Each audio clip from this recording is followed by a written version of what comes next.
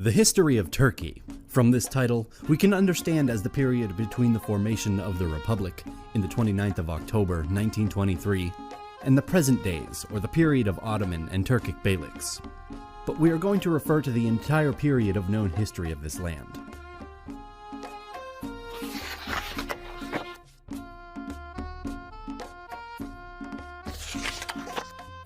Practically, the history of the region now forming the territory of not only the Republic of Turkey, but also Anatolia.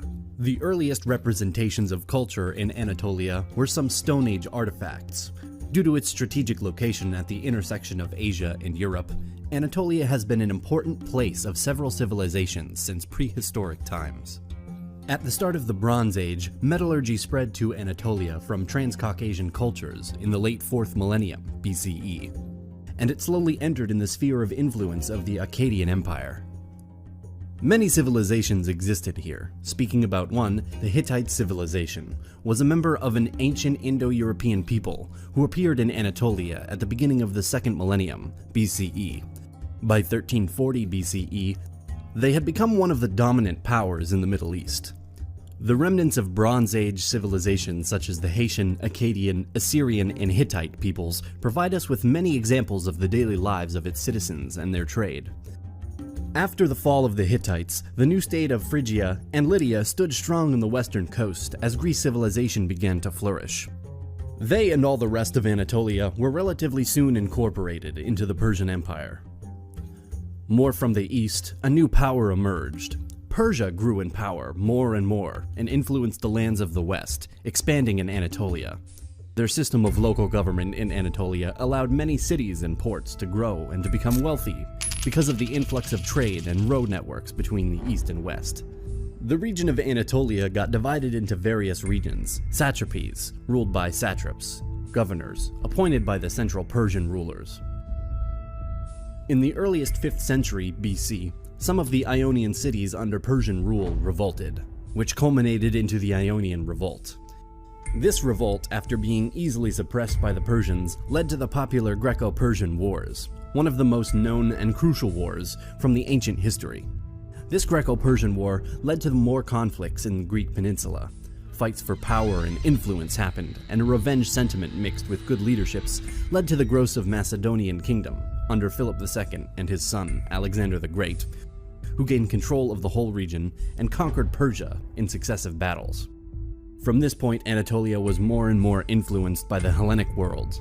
After Alexander's death, his conquests were split amongst several of his trusted generals. The Seleucid Empire, the largest of Alexander's territories, and which included Anatolia, became involved in wars with Rome more years later. The rise of Rome was felt across the Mediterranean basin.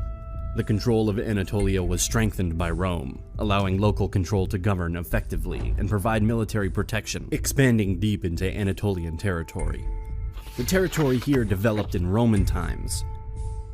Due to the rise of instability in the empire and the permanent raids from foreign invaders in the 4th century AD, the Emperor Constantine the Great established a new administrative center at the city of Byzantium, called Constantinople after his name. And by the end of the 4th century, the Roman Empire split into two parts, the western part with Rome as its capital, and the eastern part with Constantinople as its capital, an empire referred to by historians as the Byzantine Empire.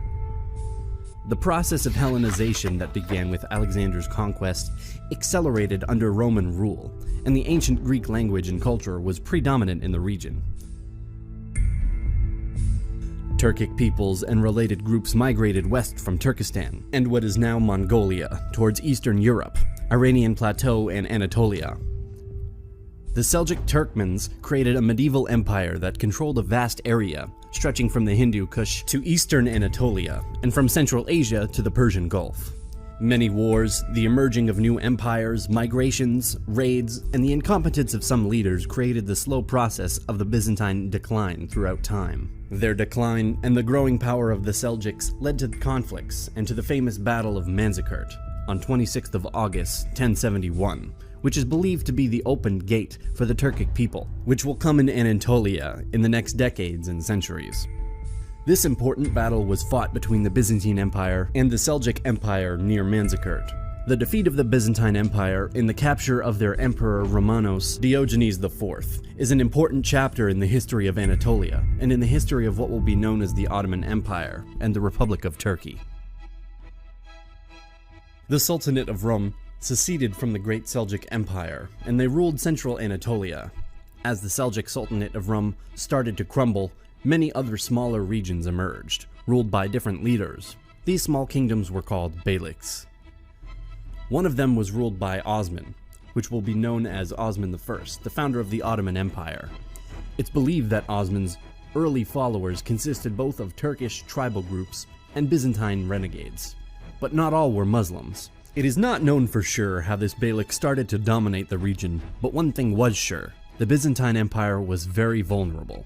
The new empire expanded into Europe, defeating local leaders and taking profit from the instability of the region.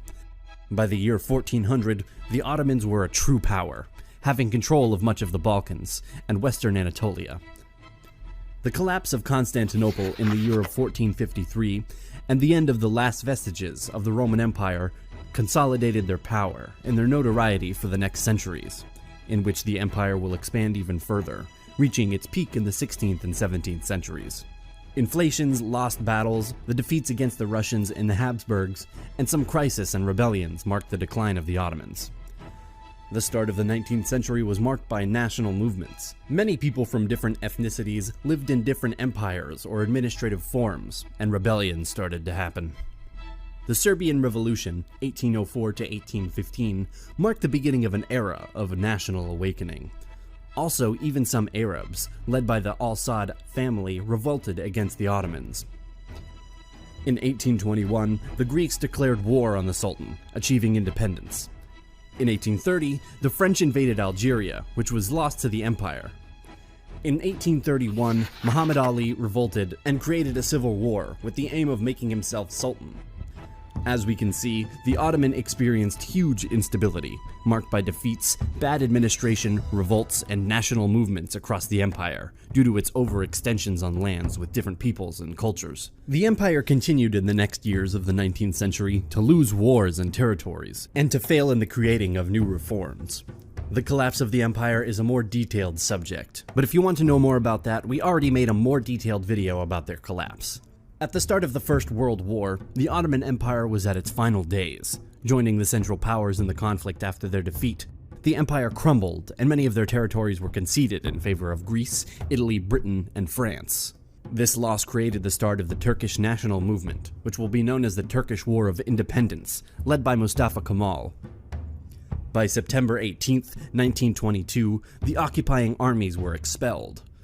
On November 1st, the newly founded parliament formally abolished the Sultanate, thus ending 623 years of Ottoman rule. The Treaty of Lausanne of July 24, 1923, led to the international recognition of the sovereignty of the newly formed Republic of Turkey as the successor state of the Ottoman Empire, and the Republic was officially proclaimed on October 29, 1923, in the new capital of Ankara.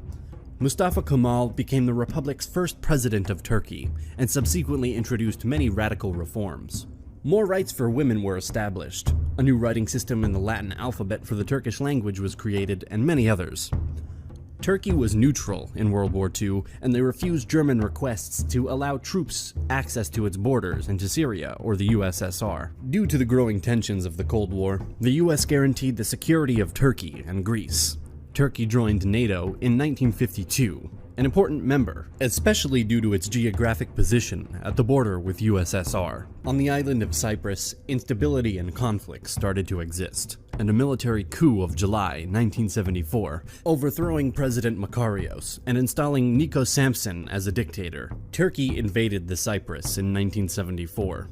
Later, the Turkish Republic of Northern Cyprus was established, but just Turkey recognizes it. The single-party period was followed by multi-party democracy after 1945. The Turkish democracy was interrupted by internal problems and by military coups in 1960, 1971, and 1980. Since the liberalization of the Turkish economy during the 1980s, the country has enjoyed stronger economic growth and greater political stability. Also, a boom in population happened in this country, growing from 17 million people in the 1930s to over 80 million today. We know that there's more to discuss about this topic, and we will cover more details in future episodes about the history of the Turkish people in Anatolia. So be sure to subscribe to our channel to receive more interesting animated episodes about our history. Also, we cannot end this video without thanking our few but very generous supporters on Patreon. Your support is much appreciated and it helps our work a lot. Thank you for watching, and see you in the next one.